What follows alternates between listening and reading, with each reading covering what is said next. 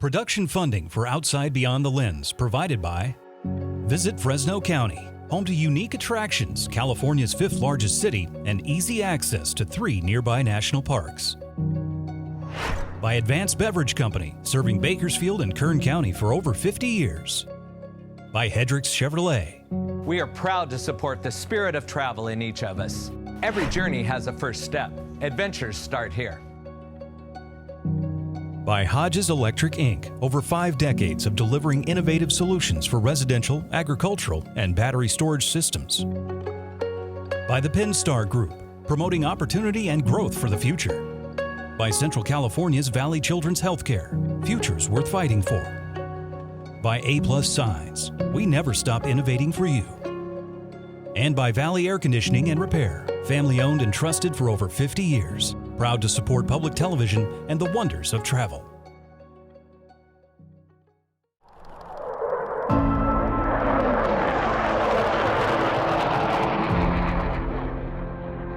Ever since I was a kid, I've been looking up.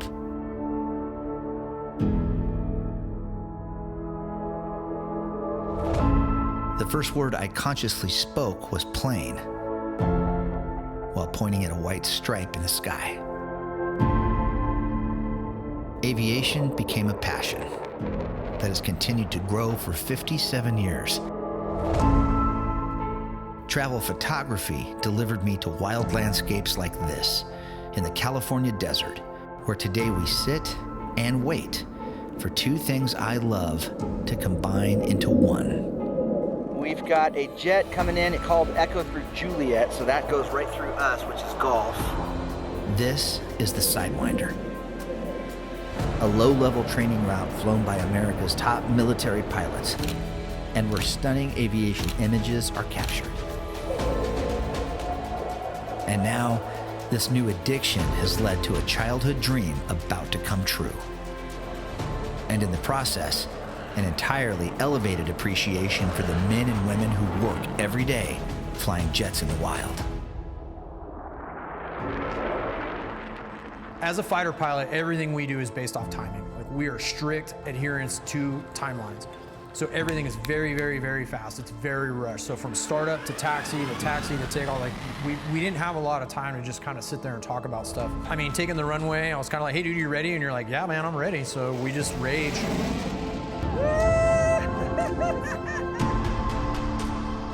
That kid that was always looking up now has the opportunity to share what it's like to look down from the rare air where eagles fly.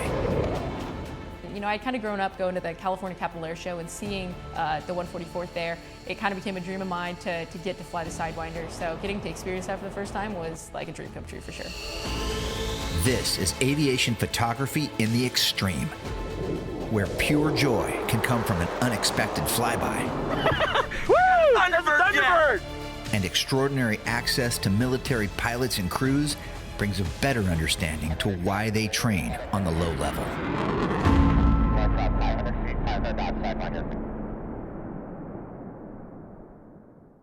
When you travel, the world becomes a smaller place. When you explore with friends like mine who share a love of photography, destinations come to life. We tell the stories of travel with our cameras, capturing the wonders of this world in every frame. Day 1 of filming on the island, and it's like crazy. But on every trip, the unplanned moments we film are the ones we remember the most. Jordan, good to meet you, brother. Good to meet you too. Now, join David Boomer, Zach Allen, John Neely, and me, Jeff Aiello, as we set out on a new journey to discover the people, places, and food that all make travel life's never-ending adventure. This is Outside Beyond the Lens.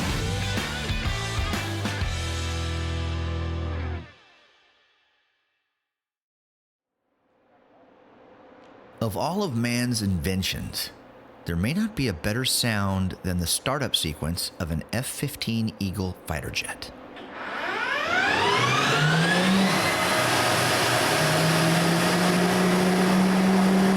It's a symphony of winding, spinning, and vibrating, an earth-rumbling awakening that signals the start of something beautiful and violent.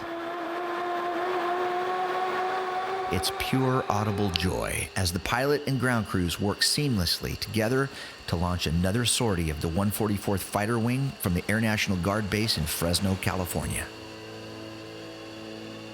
So obviously it's big, it's powerful, it's combat proven. I like that it has 2 motors. I like that it has multiple redundant systems. So if we have an EP, emergency procedure, we've got multiple backups for hydraulics, fuel, and whatnot. So I like that it's feared. I like that it's known. It has a reputation of being a chariot of death. And I like being an Eagle driver in that thing. So it's big, it's powerful, it's got a great radar, carries lots of missiles, and it's just pretty intimidating sitting on the ramp.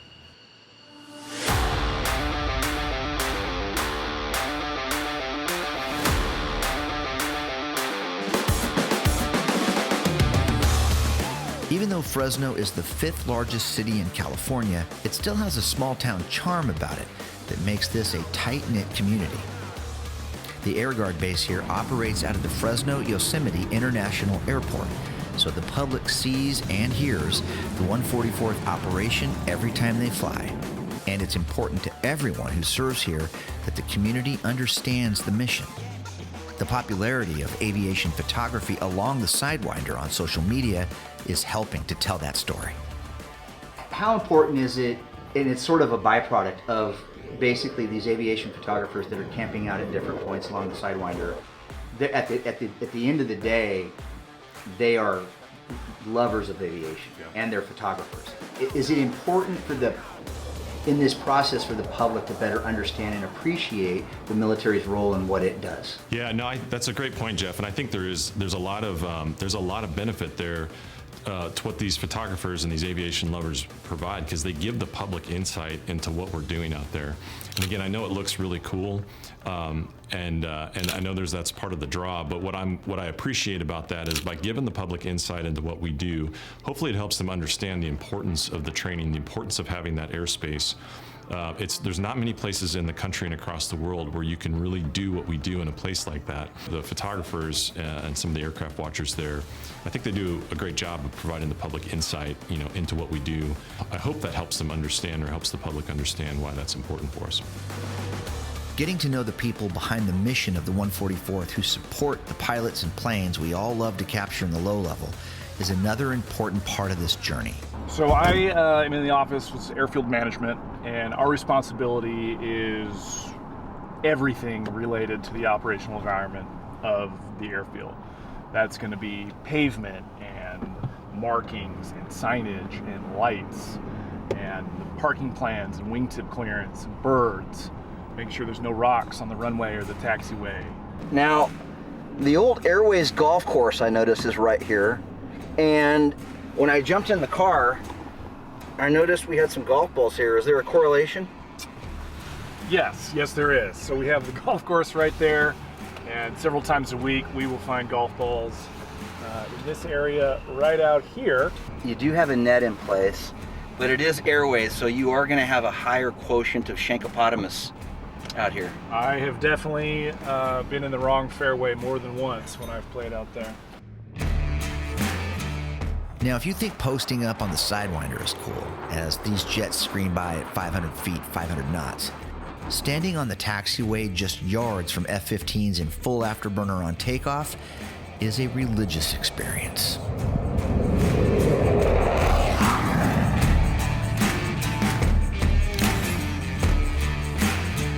Major Sanchez is giving us quite a show today, buddy. It's a good show, great weather. It is great weather. Nice and clear night. Yeah, it's fun. It never gets old, it doesn't. I mean, for you even. Yeah, no, it never gets old. Every time when we're this close, you see the jets go by, you feel it in your lungs, like the base of the thrust. Yep. And you feel it every time. Yeah. It's pretty exciting.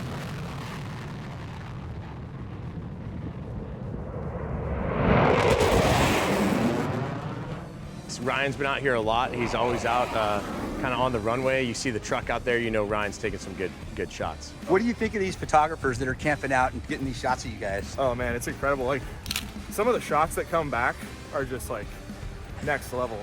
Some of the coolest shots I've ever seen.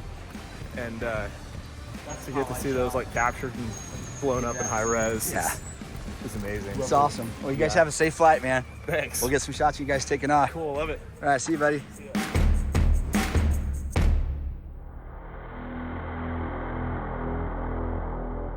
Back on the Sidewinder, Point Delta, for another day of shooting jets in the wild. All right, man, I'm with Jordan. I just met Jordan. You just pulled up a little late to the party, but you're here. A little bit, yes. Okay, so this is your first time to Haystack? Very first time. Are you excited? Absolutely, I am. Hopefully something comes by. I'm hoping something. How long have you been doing aviation photography? I've been into this now since about 2019, kind of pandemic era. What's the passion? What drives you out here? To just get that shot? Is it the community? Is it all of it? It's all of it, honestly. I started just for getting the shots, and then as it's gone along, I've met a lot of nice people, a lot of cool people in the community, a lot of people that I feel like I never would have actually thought that I would, be in touch with. Yep. And it's just a really friendly community. Really enjoy the people out here. It's also nice to, get away from the city. It is nice. It is nice to get away from the city, and this is a beautiful day out here. Hopefully we got some jets coming. I hope so. Jordan, good to meet you, brother. Good to meet you too, man. The Sidewinder low-level route twists over a wide variety of terrain, from tight canyons in the Sierra to the transition at Point Charlie, where jets dive into the Owens Valley. From points Foxtrot and Golf, pilots scorch the sands of massive dunes and race down desert valleys. Yeah, checking into the Sidewinder, we'll switch over to 315.9, and it's essentially just making sure that no one's at the same point that you are. So safety down low. But yeah, you'll just check in at Point Alpha. Typically, I find the best part of the actual Sidewinder is Point Alpha through Point Delta. The rest is kind of cool, and then it gets hot, especially in the summer as you start going through the dunes in like Death Valley. But what's so special about the Sidewinder, in my opinion, is that you basically hit every biome as you fly this 200, 300 mile course. So yeah, you're gonna hit the mountains, especially in the winter. You're gonna see snow, you're gonna see waterfalls, green trees, and then you're gonna jump in right into the desert. You can start in the snow and then end in the desert, and it's unbelievable.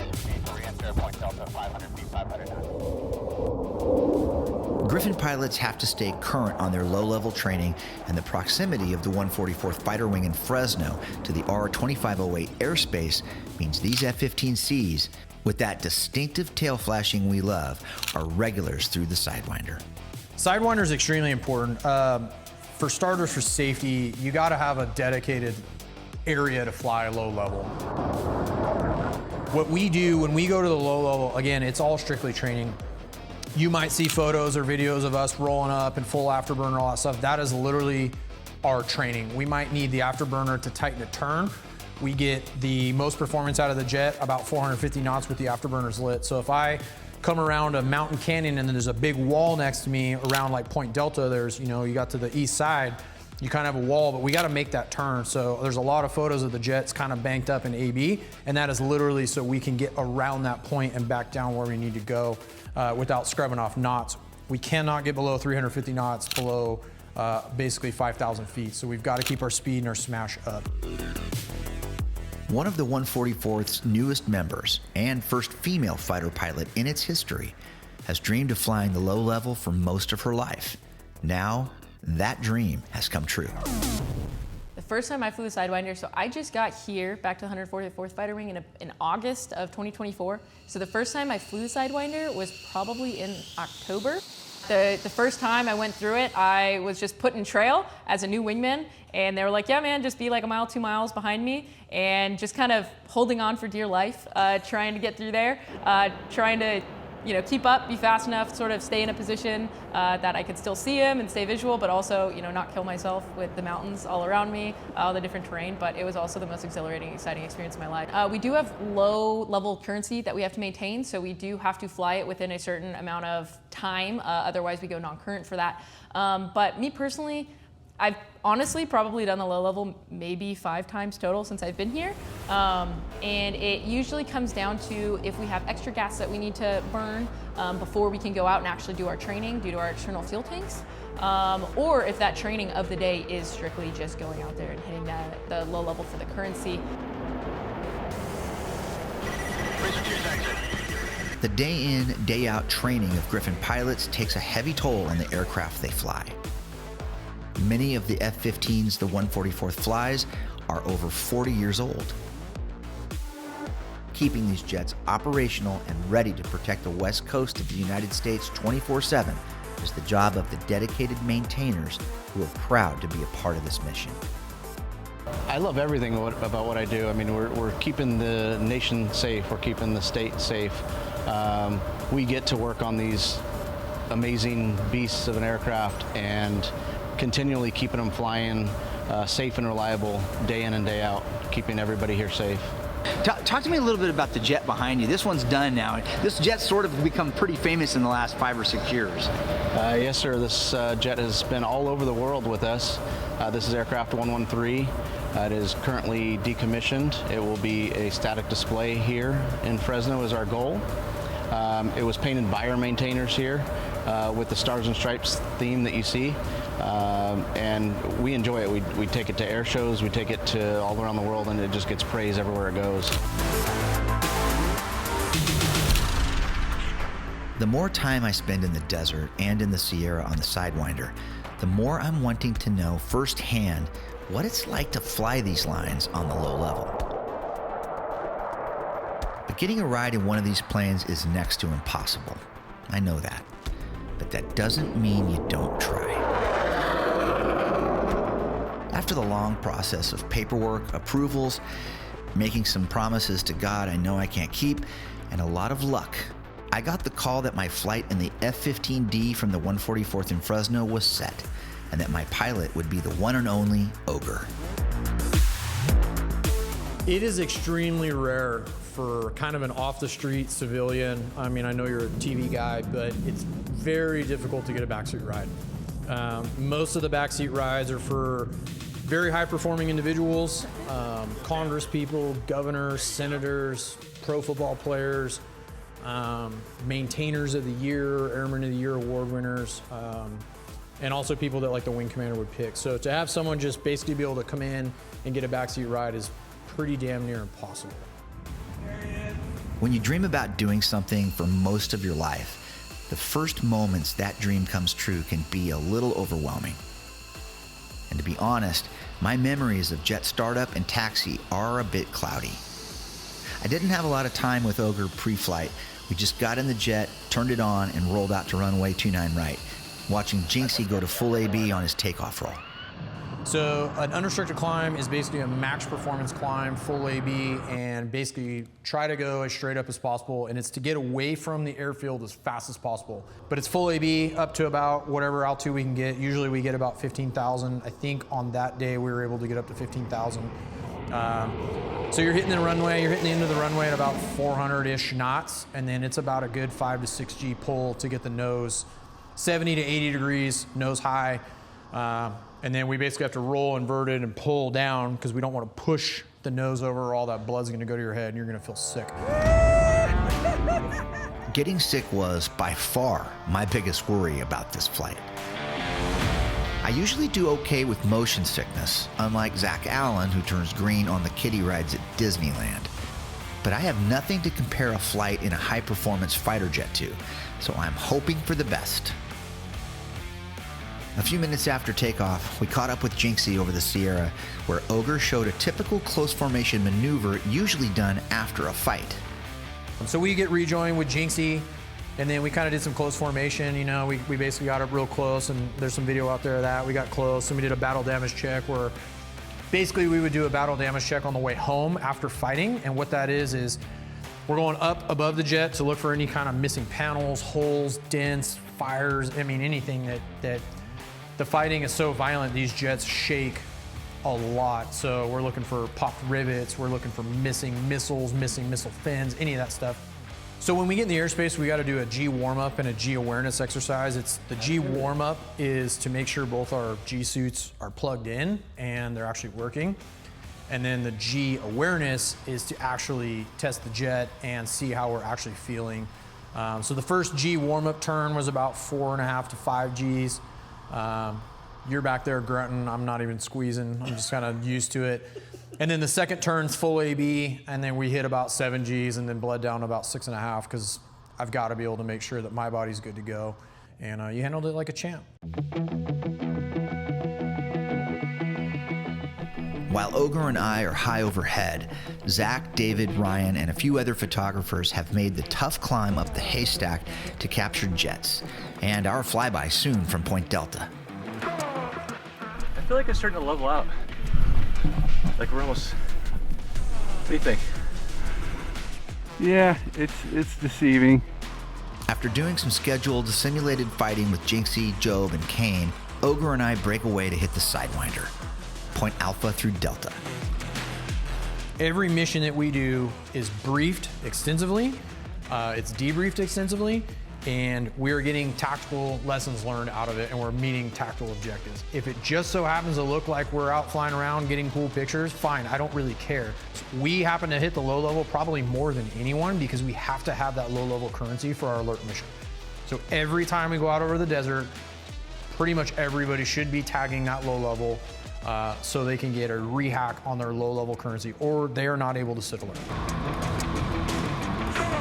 I told the guys that when Ogre and I came by Delta, I'd give them a fist bump if things were going good. If my hand didn't come up at all, it was because I was double clutching a barf bag in the back seat.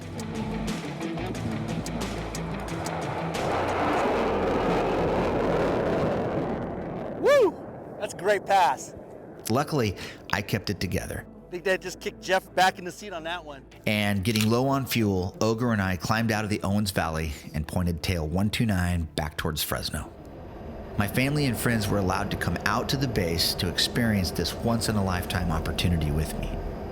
Burning us right now. Right overhead.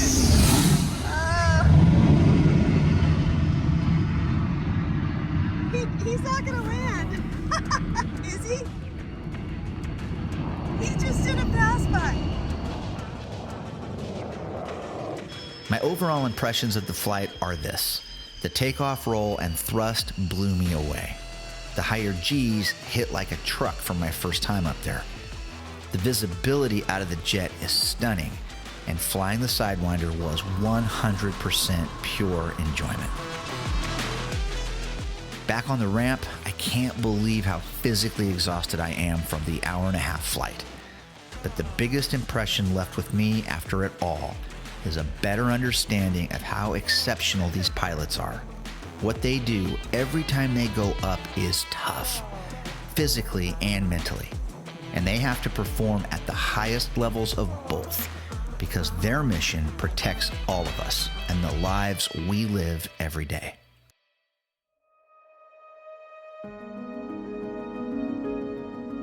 It's been a month since my flight in the F-15 and my first time back in the desert to capture jets on the Sidewinder. I've joined up with Ryan and Keegan from Horn Photo. This is Keegan's first time on the low level. This is kind of the middle of nowhere in a vast sea of nowhere. What do you mean, kinda? It's been a long drive to one of the most remote sections of the Sidewinder, Point Golf. A long, difficult slog up these steep sand slopes is tough. But the call to find new and unique angles to photograph military jets against these landscapes supplies the drive to push higher on the dunes. We've got a jet coming in. It called Echo through Juliet, so that goes right through us, which is Golf.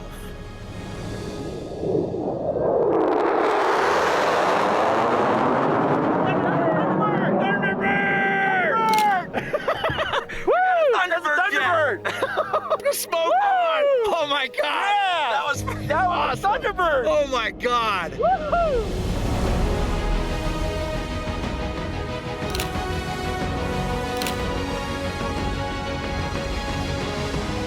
Photography has been a passion for most of my life.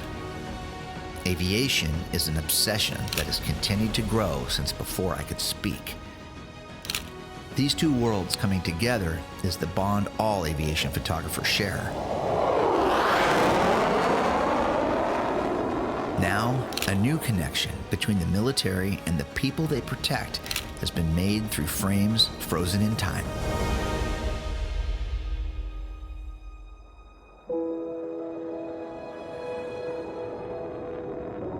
All of it set against wild landscapes that have always been here, calling us to explore. With hopeful eyes to the sky, inspiring us to always look beyond the lens.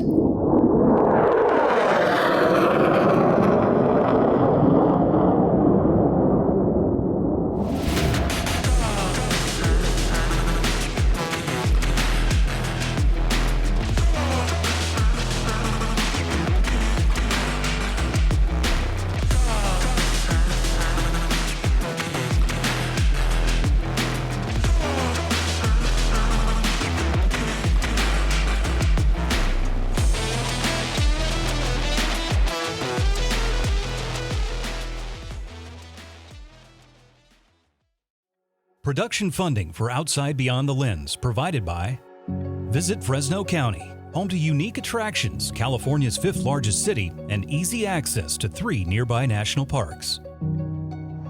By Advanced Beverage Company, serving Bakersfield and Kern County for over 50 years.